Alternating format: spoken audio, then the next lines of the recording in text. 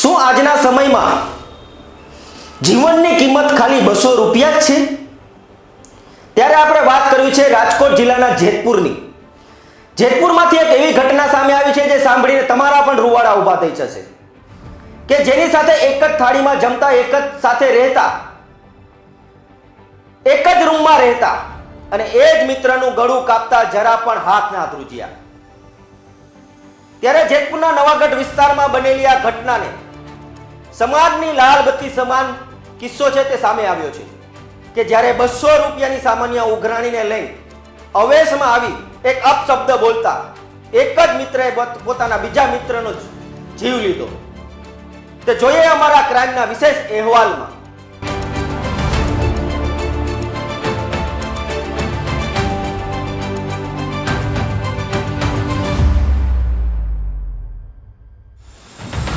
જેતપુરમાં રક્તરંજિત ખેલ, યુવાનની ગળાના ભાગે તીક્ષ્ણ હથિયારના ઘા ઝીકી નિર્મમ હત્યા.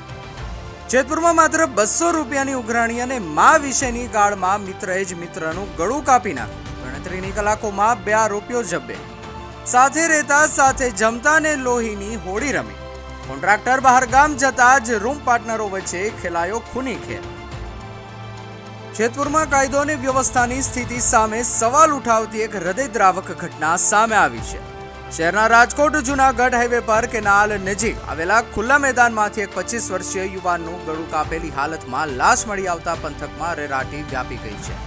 અજાણ્યા શખ્સોએ તીક્ષ્ણ હથિયાર વડે યુવાનને મોતને ઘાટ ઉતારી દેતા પોલીસે હત્યાનો ગુનો નોંધી તપાસ શરૂ કરી હતી. ચકચારી પ્રકરણમાં પોલીસે ગણતરીની કલાકોમાં જ હત્યાનો ભેદ ઉકેલી નાખ્યો છે.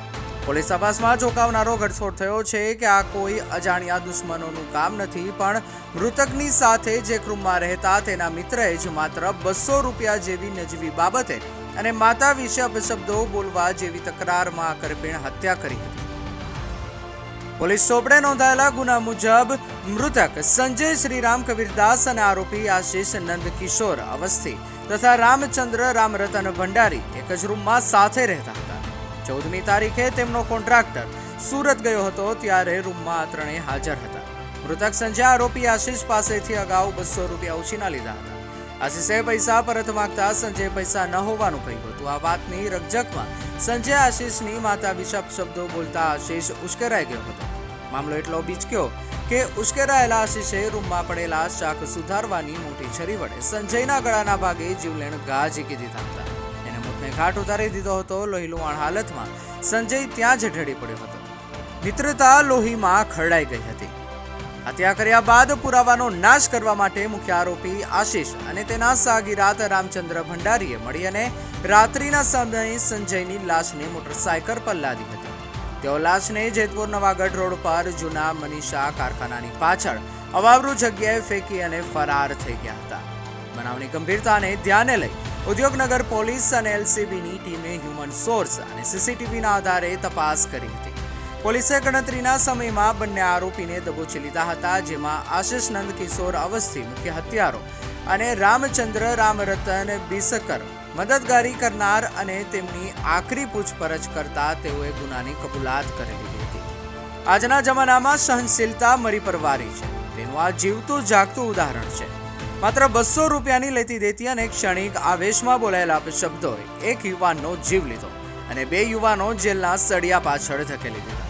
પરપ્રાંતીય મજૂરો વચ્ચેના ઝઘડા હવે લોહિયાળ બની રહ્યા છે. તે ચિંતાનો વિષય છે.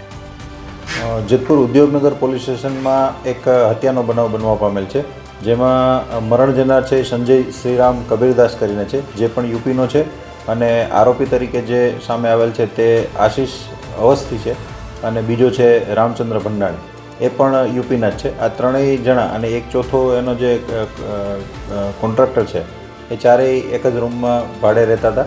કોન્ટ્રાક્ટર 14 તારીખે સુરત મુકામે ગયેલ હતો અને આ 3 જણા જ્યારે રૂમમાં હતા ત્યારે મરણ જનાર અને આશીષ અવસ્થી વચ્ચે બોલાચાલી થતાં એ બંનેને રકઝક થયેલ હતી અને રકઝક બાદ આશીષ અવસ્થીએ તેમને ચાકુના ઘા મારી અને સંજય કબીરદાસને મોતને ઘાટ ઉતારેલ છે. અને ત્યારબાદ આ લાશને ઠેકાણે લગાડવા માટે રામચંદ્ર ભંડેરીએ પણ મદદગારી કરેલ છે. અને આ બંને આરોપી અત્યારે હસ્તગત કરવામાં આવેલ છે. અત્યારે હાલ પૂરતા જે 2 આરોપી છે એ ડિટેન કરવામાં આવેલ છે અને વધુ પૂછપરછ પણ ચાલુ છે. વધારે કોઈ સંદિગ્ધ જણાશે તો એમને પણ ડિટેન કરવામાં આવશે. આ બનાવનું કારણ એવું છે કે જે મરણ જનાર છે એ 200 રૂપિયા આશીષ અવસ્થી પાસેથી પહેલાં લીધેલ હતા અને આશીષ અવસ્થી પાછું એમની પાસે માગતા હોય અને ત્યારે એમની પાસે પૈસા ન હોય.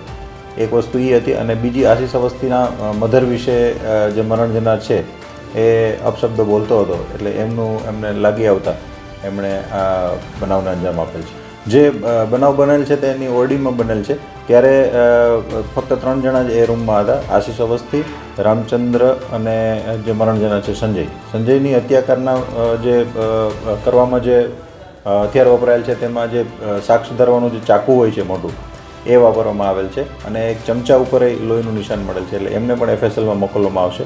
હત્યા નિપજાવ્યા બાદ રાત્રે આ બંને જણા છે એક મોટરસાઇકલનો ઉપયોગ કરી અને અન્ય જગ્યાએ જે જૂનું મનીષા કારખાનું છે તેમની જે દિવાલ છે એમની પાછળ અવાવરું જગ્યા છે ત્યાં આ લોકો ડેડ બોડીને નાખી આવ્યા હતા.